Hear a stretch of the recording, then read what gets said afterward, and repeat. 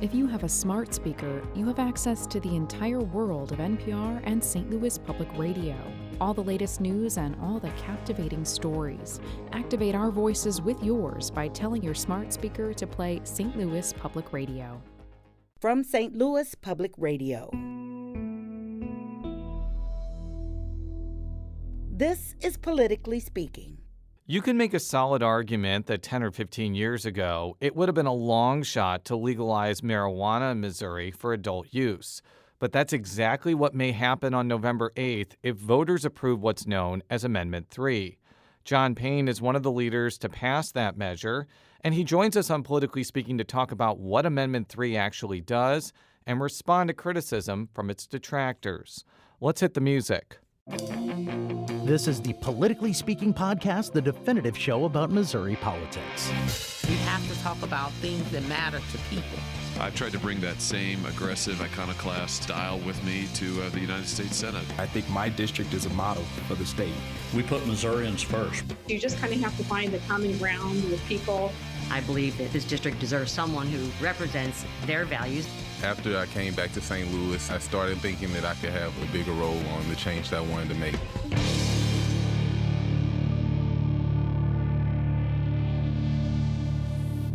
And welcome to Politically Speaking. I'm your host, St. Louis Public Radio political correspondent Jason Rosenbaum. Joining me from Jefferson City, she is St. Louis Public Radio's State House and Politics reporter, Sarah Kellogg. And joining us in studio in St. Louis, he is, I guess, running the campaign to legalize adult use marijuana in Missouri. Yeah. Hello, I'm John Payne. I'm the campaign manager for Legal Missouri 2022, the proponent of Amendment 3. So we had Representative Ashley Bland-Manlove on the show for a separate episode, and that will be released before this one. But neither side will have heard the other side. So I guess that's kind of the fairest way to go here. Why should voters approve Amendment 3 on November 8th? I think there's three primary reasons. First, Missouri continues to arrest tens of thousands of people every year for marijuana, most of them for simple possession of marijuana. It's about 20,000 on average for the last 15 years.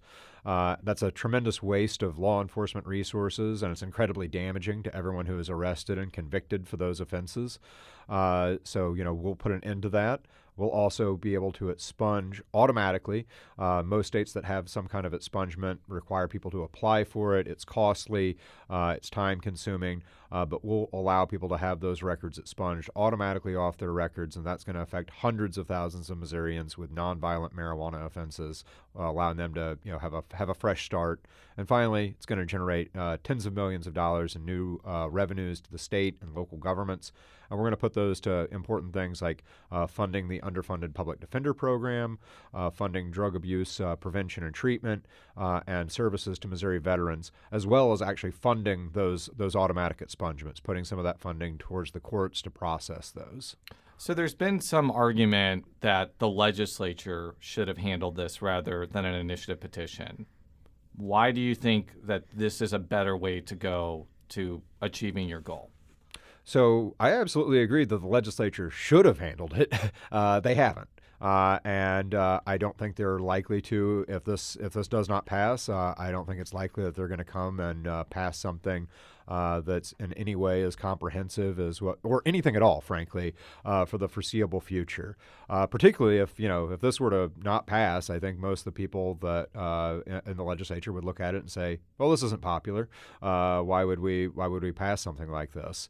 I think that the legislature has had their chance to deal with this, and it's time that we allow the people to have a say. One of the criticisms of Amendment 3 is that people with marijuana convictions need to petition for expungement. What do you say to that kind of criticism? Well, it's just not true. That's the most basic thing. I think there's a conflation there's a few different provisions that relate to release from incarceration and expungement of records. Those are two separate things. And so the release from incarceration, that is something that the people would have to apply for, and it would have to go before a judge. And basically there was a logistical reason for that. Our attorneys essentially advised us that, if we just say, Department of Corrections, you have to release these people, they'll say, this is not our job. We need a judge to tell us that we have to release these people. And so that's why we crafted it that way. But with regards to expungement for the records that are already, the people that have already completed their sentences, that is an automated process that the courts are ordered to undertake immediately beginning upon the effective date of the amendment. And they have a specific timeline for when they have to complete those expungements by. And who would qualify, kind of what charges are kind of under that automatic expungement?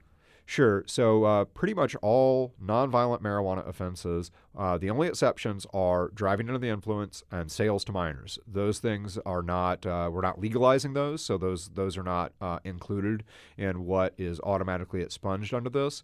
Now, there is a timeline of when those, the expungements have to be done. The misdemeanors, those all have to be done within the first 6 months. And then all A, B, C, all E, D, and C felonies of up to 3 pounds, those are expunged within 12 months. And then any felonies that are above that, they are expunged upon the completion of the sentence.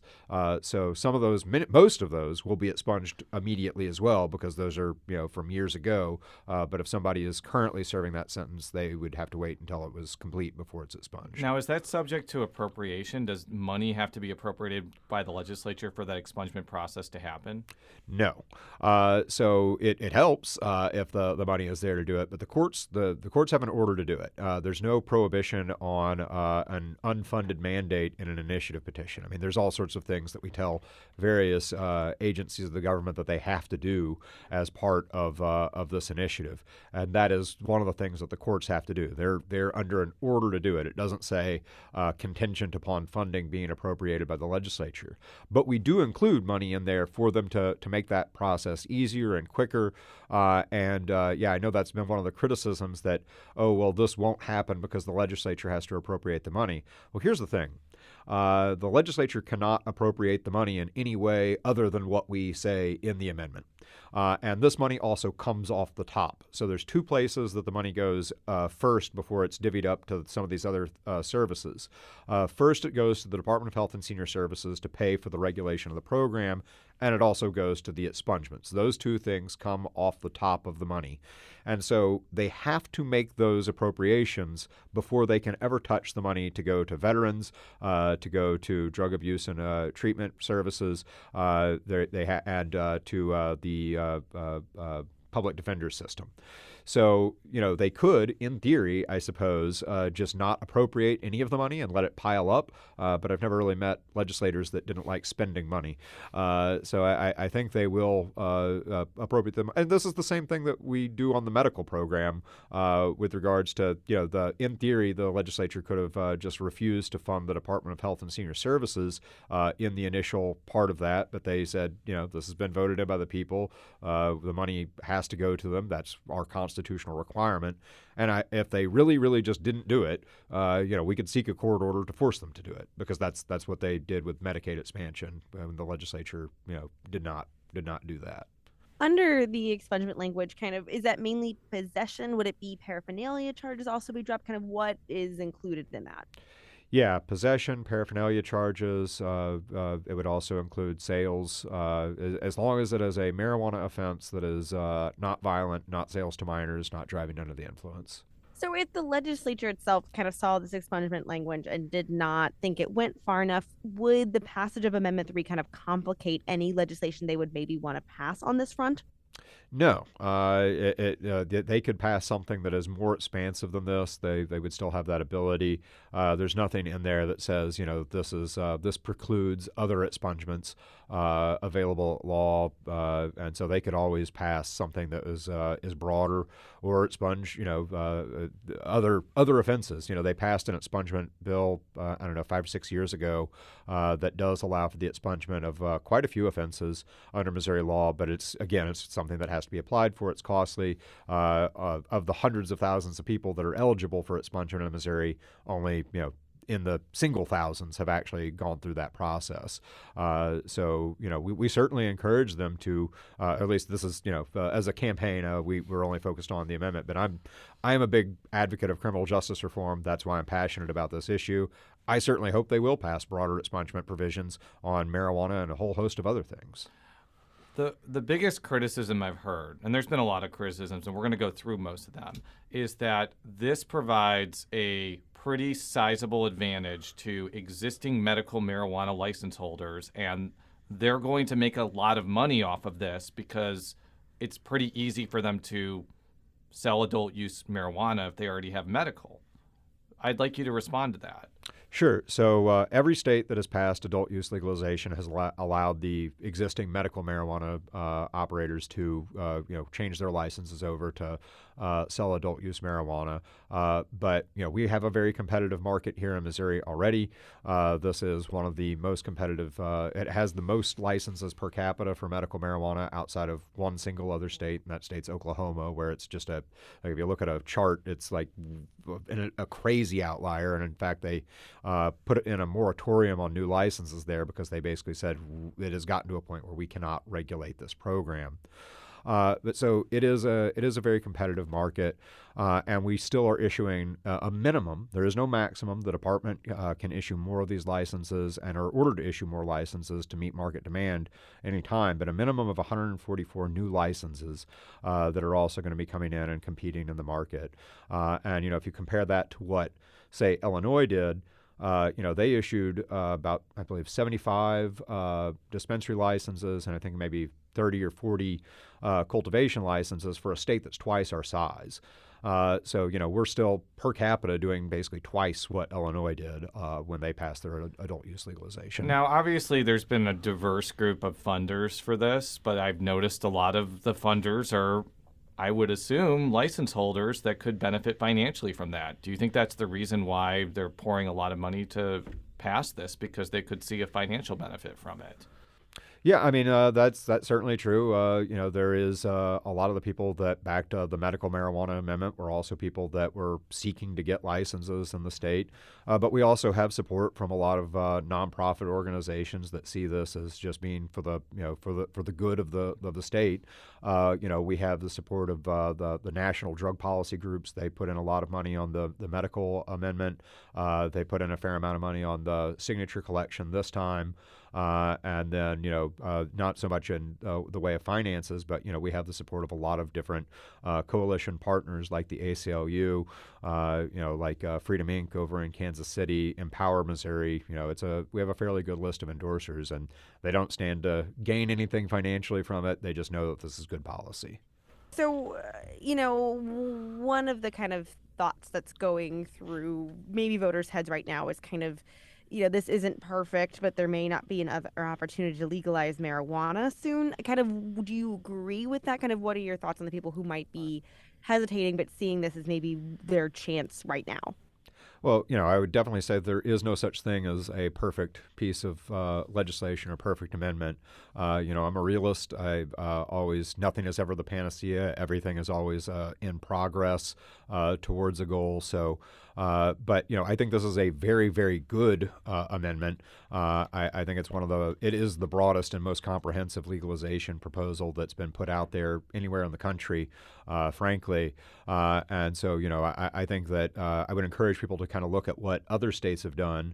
I think a lot of times people that are very favorable, they really love this issue. They're very favorable to it, but they just kind of construct what their perfect bill or piece of legislation is in a vacuum. And when we write a ballot initiative, and when frankly legislators write something, they don't do that. They sit down and they look at what other states have done, and that's what we did, is look at what other states have done and try to put things in line with that. Because I think Missouri voters are very much ready to make this decision and make us the 20th state to legalize the adult use of marijuana. But I don't think they're ready to do it in a way that is just completely novel and different than what anyone else has done. So, there are places where we go further than other states, but we're still working within kind of the general framework that we've seen in other states. Another criticism is that people could still be fined if they're caught smoking marijuana in public. Do you want to talk about a little bit of that policy and the criticism of that? Sure. So what we say in the amendment is that public use remains prohibited. However, it is decriminalized. So what would happen now is you would get a charge for the amount of marijuana that you have on you, and that could be either a misdemeanor or a felony. And what we say is that it's an infraction, and that the maximum fine, we don't set a minimum fine, but the maximum fine is $100. And we also say that local governments can designate places and businesses as places where public use is allowed. So if the city of St. Louis, the city of St. Louis doesn't have an open container law, where at least that's what I've always been told, and certainly no one seems to enforce it around here. I don't know, but it's that's very different than the way that, say, Springfield or Joplin enforces open alcohol consumption, and they would, if those cities want to have different policies on how public use is enforced, and maybe the city of St. Louis wants to designate certain areas as places where people can consume in public. That is totally within their rights under this law. But going back to this point about what other states have done and what kind of the public sentiment is on this, there's no state that has just outright legalized public use. The state that kind of comes closest is New York, where they said any place where smoking tobacco is legal, then smoking marijuana is also legal. And that's basically, New York City is a very densely populated area. If there was just no place in public where one could consume, well, you just may be out of places that you could consume. So I definitely understand why they made that sort of policy decision. But it still remains the case that local governments there could say, well, we just don't want people smoking tobacco or marijuana at all, and prohibit it. And there are a lot of places in New York City and across that state where that is prohibited. So I think those decisions are best left at the local level, and that's what we have here. I think that this is an area where individual rights do kind of come into tension with the public good, because if you're out in public, that does start to affect other people, and there can be legitimate concerns about using in public that don't arise if you're using in the privacy of your own home or apartment. Was this particular provision maybe targeted at people who don't smoke marijuana and don't want their city or town to be overrun by marijuana smokers? I think it's targeted at the broad swath of the population that thinks that marijuana should be illegal, but maybe definitely wants some sort of forms of regulation on it, so that it's not just everywhere. Going back to we want to treat this a lot like alcohol, and it is totally legal in this state to buy alcohol, to consume alcohol if you're over the age of 21, but you can't do that just anywhere. There are regulations at both the state and local levels on it. So can you explain why there's a limit on the amount of marijuana somebody can have on them at one time? And can you explain what those limits are? Sure. So every single state has some kind of possession limit on how much you can possess. And essentially the reason for that is that this is still a federally prohibited substance. And if somebody could just have, it is a way to prevent diversion into other states. Because if somebody could legally have just 1,000 pounds and then they're driving into Kentucky, where there's essentially no form of legal marijuana, and that, there's only one thing that they're planning to do with that. It is not legal, but if you don't have a way to enforce that within the state, then the feds could come in and say, hey, this program is out of control. We're cracking down on it. And that's, the Cole memo is not technically still in effect, but it's kind of in effect in practice. That was something that the Obama administration said, issued guidelines on how a state can have a legal marijuana program and not face federal blowback. And one of the things was prevent diversion into states that don't have. Keep it all within the state. That is pretty much the requirement there. And so that is something that is that's why there are these possession limits in every state. And so we will have a possession limit of 3 ounces for non-patients, for anyone over 21. For medical marijuana patients, it would be 6 ounces. And that's an increase of from 4 ounces currently.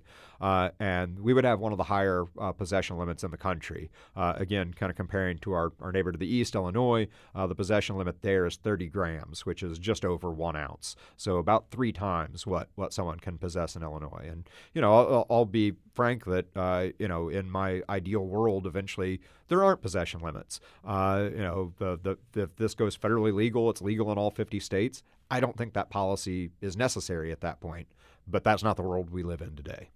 So one of the other arguments that I've heard from opponents is that this does not go far enough to eradicate the racial disparities that are usually seen in the marijuana industry.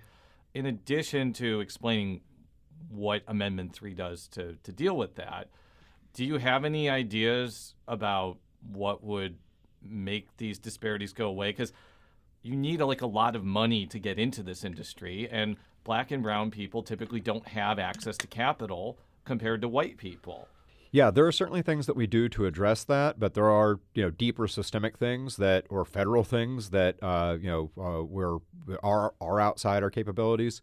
But one thing we do is that all the new licenses are targeted at kind of social equity applicants. None of the criteria for applying and holding one of those licenses are specifically race-based, but they are based around the idea of groups and communities that have been particularly harmed by the prohibition on marijuana. So if you come from a community where the rate of arrest and conviction for marijuana is higher than average by a certain percentage, if you come from a place where there is a high rate of poverty, or you yourself have a limited income and net worth, or if you come from a place with an unaccredited school district, there is a whole host of things that would make one eligible to apply for and hold one of these micro licenses. And the goal there is to bring in groups that have been found it difficult to break into the existing medical marijuana industry. And that's been something. This has been an issue then not just in Missouri but everywhere. And one of the big reasons is that this is still federally, again, going back to the federal issue here.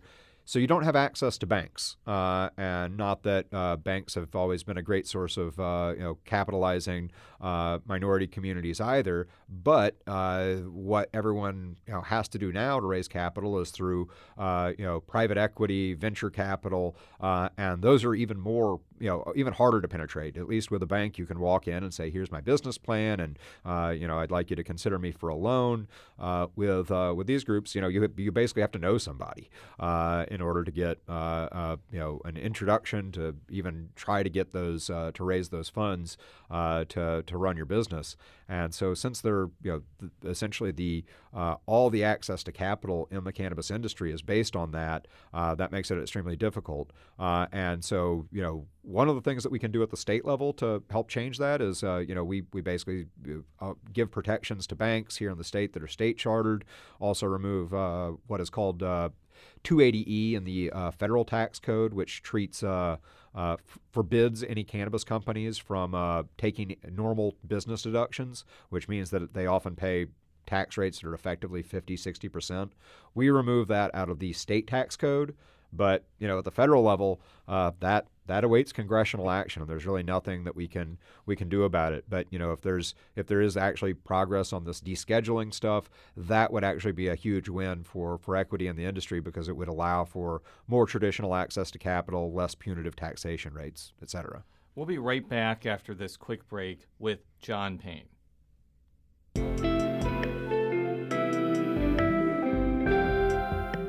The Gateway brings you the day's news each weekday from around the St. Louis region and the state capitals in Jefferson City. Our schools are accredited. We don't need this bill. And Springfield. How many more years must pass before lawmakers see time is of the essence? I'm Abby Larico. Join me each weekday for The Gateway on the STLPR app or wherever you get podcasts. And we're back on Politically Speaking with John Payne. He is working to pass Amendment 3 on November 8th, which would legalize adult use marijuana in Missouri. So I was telling you before the show, there are obviously a lot of smaller conflicts with Amendment 3. But in my opinion, the big conflict is whether Missouri should have a system where anybody can get a license, and it's basically an unlimited system versus kind of what we have now, which is a more restrictive system where there's a finite amount of licenses. I'd like you to explain, even though you did talk about how maybe there are more licenses than other states, it's still a restricted system. Like, not everybody is going to be able to open up a dispensary after Amendment 3 is passed.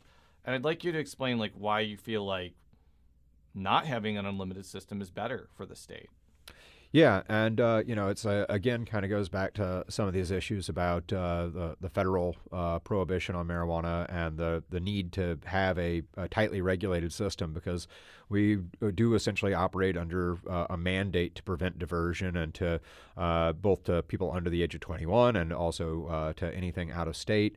And so in order to be able to have a regulatory system that can actually get its arms around the number of licenses in the state, it can't start out with 10,000 licenses. It's just and there are like thousands of licenses out there for, say, alcohol, but that didn't happen overnight. That is something that's been around forever. They've built this bureaucracy to handle that. But with marijuana, this is something that is new. It takes a while to get build up the infrastructure to actually manage all that. And the states that have had unlimited license systems, basically Oklahoma and Oregon are the two key examples. And both of them have eventually had to come back and say, no, we need some limit on the number of licenses. I'm glad you mentioned Oregon. And I was just recently in Oregon. I was actually primarily on the coast, so I was not in Portland. And it was very noticeable to me, there was like a dispensary on every corner. Now, obviously, you just mentioned that they've changed that. But I think that people would see a state like Oregon and be like, this is good that there are so many marijuana businesses, because it could drive the price down, it could allow for more competition, and it could allow for more people to get into the market. What would you say to that? It was also definitely allowing for a lot more diversion. From Oregon and Oklahoma have had major issues with that. I mean, the federal government has actually come into to Oklahoma in a pretty major way and actually shut down literally hundreds of businesses there that were essentially fronts for organized crime to move large amounts of marijuana. And that's the risk there, is that you have a bunch of these that, if you're not well regulated, you don't really know what's happening with those licenses. I think in a perfect world, we do want to ultimately move towards having more competition in the market. But it's just the reality of where we're at politically and with the federal law. There are a lot of people that do favor marijuana legalization, but they don't want 20 marijuana shops in their neighborhood. There are quite a few folks out there like that. And so we have to be cognizant of that. I think we struck kind of a middle ground between a very tightly limited number of licenses, like a state like Illinois, especially when it started out on the medical side, where it wasn't just that they had a number of licenses that they were starting out with, and then maybe they would expand down the road. It was a hard cap. This is the number of licenses. That's it, unless they pass some new law to allow for more, which they did eventually. But what we've said is, here is a minimum number of licenses in all these categories, and that number can go up and shall go up if the department determines that the market need is there for it. We've actually seen a fairly decent increase in the number of licenses on the medical marijuana side, and I think we'll continue to see that and continue to see increases in the number of the new licenses as time goes on. But it's just not gonna. I think having it go from 0 to 10,000 in the span of a year, which is literally what happened in Oklahoma, that's a challenge for regulators, and it creates and the public. It leads to a lot of conflict with existing businesses, people that are seeing these things everywhere, and so we do need to have some measure of control over that. And so I think a gradual growth to more and more licenses is the way to go. Yeah, walk me through kind of what the department has to do to increase those number of licenses, kind of, and what are the criteria that would maybe need to be met? So the department essentially has unilateral power to increase the number of licenses at will. So a lot of the increase that has come in the recent past has been through the appeals process. There were a lot of people that applied for licenses and didn't get one, and so the department has started to settle quite a few of those. So I think particularly in on the number of dispensaries, there's now about 15% more than they were required to issue that have been sent out since the initial start of the program. So they can do that at pretty much any time. But in Amendment 3, there is specific language that says the department has to conduct a market study to determine, if the kind of what the price point is here in the state, how that compares to other states, and if we're not seeing enough competition to release more licenses. So they would have to release more licenses than a result of that market study? Yes. Okay. Do you think that, change of topic, do you think that Missourians are ready to legalize marijuana for adult use in the state? Yes, absolutely. I mean, there's been a fair amount of public polling out there that shows that Missourians support this. We've done our own polling. It's been solid majorities in favor. And if you look at other states that have passed this, people always think about Colorado, Oregon, California, which are obviously much more democratic, liberal states than us. But this is not really that partisan of an issue. There are gaps, but it's not like you would see with a political candidate or a lot of other hot button partisan issues. There is solid support among all parties, all political persuasions for the idea of legalizing marijuana, and that's reflected in the fact that states like Montana have voted to legalize marijuana. South Dakota voted for it, although that particular amendment in 2020 got thrown out by the courts, and they're back this year with another one. But voters did support it in South Dakota, which is even more conservative by a long shot than Missouri. What would you say to someone who feels like marijuana is a dangerous drug that should remain illegal? I'm not going to say that marijuana is harmless. There's certainly risks. There are risks to any sort of substance. There's risks to, unhealthy foods. All these things, everything in life has some risks. So I don't want to portray it as having no potential downside. But I think the way that we deal with those sorts of downsides in a free society where adults are allowed to make decisions for themselves about what's best for their own lives is to have some measure of regulation, to have, allow for the marijuana to be tested to make sure it's free of contaminants, to make sure it's free of anything that could be deleterious to human health, and to provide information about what the potential risks are. But from there, I think adults should be able to make those decisions about what is best for their own lives. Can you detail where the revenue from this will go to? Sure. So there is a 6% tax on the retail sale of adult use marijuana at the state level. There's also a potential to add on 3% at the local level. And that local money can be spent however that community decides. Now, the 6% tax, first, like I said earlier, off the top, it goes to the Department of Health and Senior Services to regulate the program and to pay for the expungements. Those are the first two places it goes. And I think there was just an article in the Post-Dispatch by Kurt Erickson that showed that the courts have already started requesting this money. Obviously, that in anticipation that Amendment 3 passes. If it weren't to, that request would go away. But they think it's going to cost about $6.5 million to process those expungements. And the auditor's office estimates that we're going to bring in about $40 million a year. So we can cover that, no problem. But then once those two things are paid for, then we have, it goes to Missouri Veterans Healthcare, then to drug abuse and addiction treatment programs, and then to the public defender program, and it's split evenly between those three places. What would you say to the argument that those three items, while well-meaning, may not be the best way to spend the revenue on this? Yeah, I mean, there's an infinite way that one could spend money. That's always the case, and we looked at a lot of different things. One of the ones we talked a lot about in the drafting process was education, and also roads. Those two came up quite a bit. The issue there for both of those is that the amount that is spent by the state on both those things is in the billions of dollars. Right. And so giving $10, $20 million to those areas it's just kind of a drop in the bucket, frankly. And so we wanted to put it into programs where we could really make a difference, make a noticeable impact for those programs. And, the Missouri Veterans Commission, that's an area where there is a fair amount of federal funding, but there was really no state funding for those programs prior to Amendment 2 passing, and this would increase that through Amendment 3. And then very similarly, the Public Defender Program, that is something that has been just chronically underfunded, and it doesn't have a huge budget, but putting some money towards that can help resolve that chronic underfunding that we've been seeing with that, with the public defenders. And I think it's also, very in line with what we're trying to do as a criminal justice reform measure.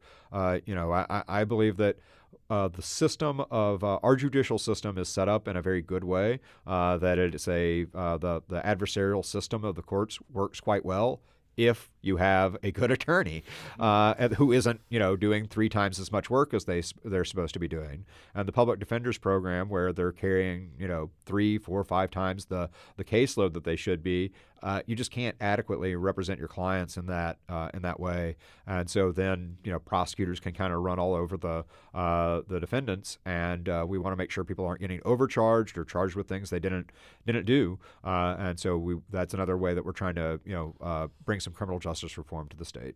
If this ends up passing, do you think this could start a conversation about legalizing other drugs which are currently illegal?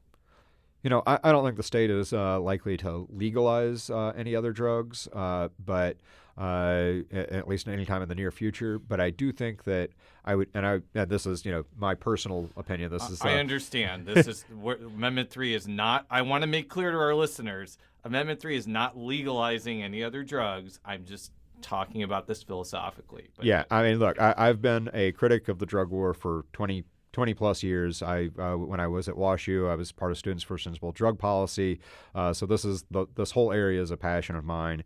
And, I certainly hope that we start talking about ways that we can move to a less punitive approach to drugs, and not, locking people up for simple possession of drugs, and, making it more of a health issue as opposed to a criminal justice one.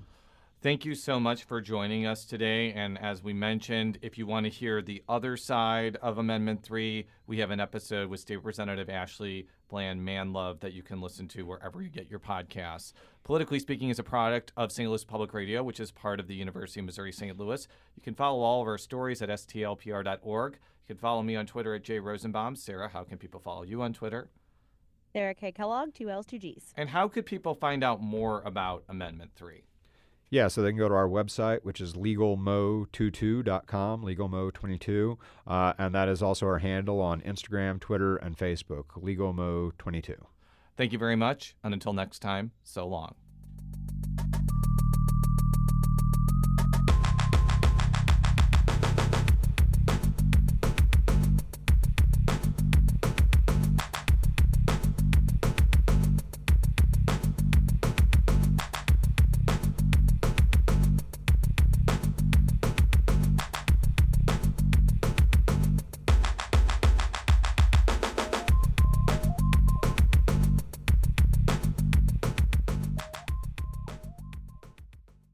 From St. Louis Public Radio. This is Politically Speaking.